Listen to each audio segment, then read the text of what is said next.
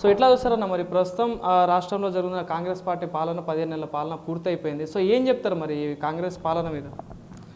ఈరోజు గత పాలన మనం అందరం చూసాం.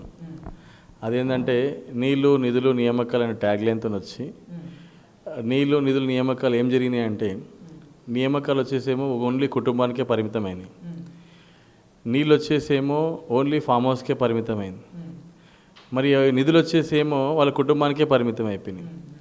ఇక ప్రజల మొత్తం కళ్ళల్లో నీళ్లు మిగిలిపోయినాయి, కన్నీటి నీళ్లు మిగిలిపోయినాయి.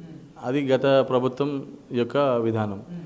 ఇక్కడికి వచ్చేసే వరకు ఇప్పుడు ఈ ప్రభుత్వం 18 నెలలు అవుతుంది దాదాపు వచ్చిన తర్వాత కూడా ఇచ్చిన హామీలు ఎక్కడ కూడా నెరవేర్చకుండా ఎంతసేపటికి పబ్లిక్ని డైవర్ట్ పాలిటిక్స్ చేసుకుంటూ డైవర్ట్ ఇష్యూని చేసుకుంటూ ఒక ఇష్యూ వస్తే ఆ ఇష్యూని డైవర్ట్ చేసి ఇంకో ఇష్యూ తీసుకెళ్ళడం, ఒక ఇష్యూ వస్తే ఆ డైవర్ట్ ఇష్యూని ఇంకో ఇష్యూ తీసుకెళ్ళడం. ఎంతసేపు 60 సంవత్సరాల నుంచి కాంగ్రెస్ పరిపాలనలో ఎప్పుడు అబద్ధాలు మాత్రమే జరిగినాయి. ఇప్పుడు కూడా మళ్ళీ అవే అబద్ధాలు జరుగుతున్నాయి. ఎంతసేపటికి డెవలప్మెంట్ అనేది లేదు, ఒక ఇన్ఫ్రాస్ట్రక్చర్ మీద ఆలోచన లేదు, అడ్మినిస్ట్రేషన్ మీద పట్టు లేదు. ఎక్కడ కూడా ఎక్కడ వేసిన గొంగడు అక్కడలాగానే ఇప్పుడు మొన్న మనం చూసాం గ్రూప్ 1 ఎగ్జామ్లు పెడితే ఒక్క రూమ్లో నుంచి 44 మంది సెలెక్ట్ అయ్యారు సెంటర్లో. అంటే అది ఎంతవరకు అని మనం ఆలోచించాల్సిన విషయం. అంటే ఏం జరుగుతుంది అసలు? ఒక సెంటర్లో ఉన్నటువంటి 2 రూమ్ల పడ్డ మనుషులే అక్కడ నుంచి 44 మంది సెలెక్ట్ అయ్యారంటే రేపు 10 కోట్లు పోయిన తర్వాత ఇప్పుడు నిజంగా మెరిట్ కొట్టిన విద్యార్థుల పరిస్థితి ఏంటి? సో ఇలాంటి విషయాలు చాలా ఉన్నాయి. ఇప్పుడు 6 గ్యారెంటీలు అన్నారు. రేవంత్ రెడ్డి గారు ఏం చెప్పారు మనకంటే 100 రోజులలో నేను మీకు 6 గ్యారెంటీలు అమలు చేయకపోతే నేను ఏదంటే అది రెడీ అన్నారు. 100 రోజులు అయిపోయింది, దాదాపు 365 రోజులు అయిపోయింది, ఇంకా 650 రోజుల కంటే 2 సంవత్సరాలకు దగ్గరకు వచ్చేస్తూనే ఉంది. మరి ఈ ప్రభుత్వంలో ఏమిచ్చారు అంటే ఒక బస్సు ఫ్రీ అనేది ఒకటి ఇచ్చారు. నేనేమంటా అంటే బీసీ డిక్లరేషన్ ఎక్కడ పోయింది, ఎస్సీ డిక్లరేషన్ ఎక్కడ పోయింది, ఎస్టీ డిక్లరేషన్ ఎక్కడ పోయింది, తర్వాత మా మహిళలకు ఇస్తున్న స్కూటీలు ఎక్కడ పోయినాయి, మా యువతులకు ఇస్తున్న స్కూటీలు ఎక్కడ పోయినాయి, మరియు నిరుద్యోగ వృత్తి ఇస్తానని చెప్పినటువంటి 4,000 రూపాయలు ఎక్కడ పోయినాయి, పెన్షన్లు ఎక్కడ పోయినాయి, ఇప్పుడు మొత్తం రైతు రుణమాఫీ చేస్తున్న రైతు రుణమాఫీ ఎక్కడ పోయింది, అసలు ఎక్కడ వేసిన గొంగడు అక్కడలానే ఉంది.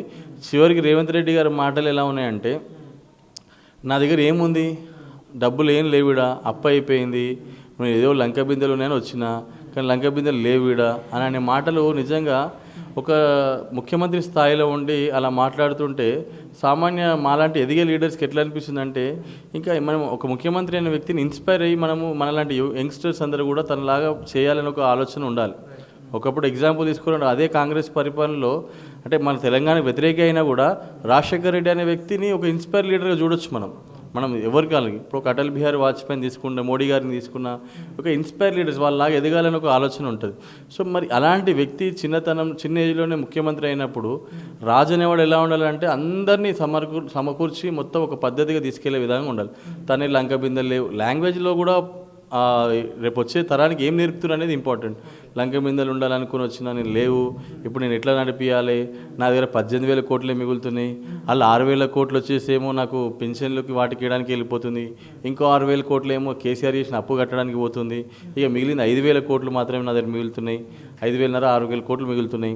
ఆ 5,600 కోట్లలో నేను మొత్తం ఇది నడిపిస్తున్నా అంటే అసలు మరి మీరు ఇచ్చిన హామీలు మొత్తము 6 గ్యారెంటీలు 420 హామీలు ఇచ్చారు. మీరు ఆ 6 గ్యారెంటీలు 420 హామీలు నెరవేర్చాలంటే దాదాపు 10 లక్షల కోట్ల బడ్జెట్ కావాలి.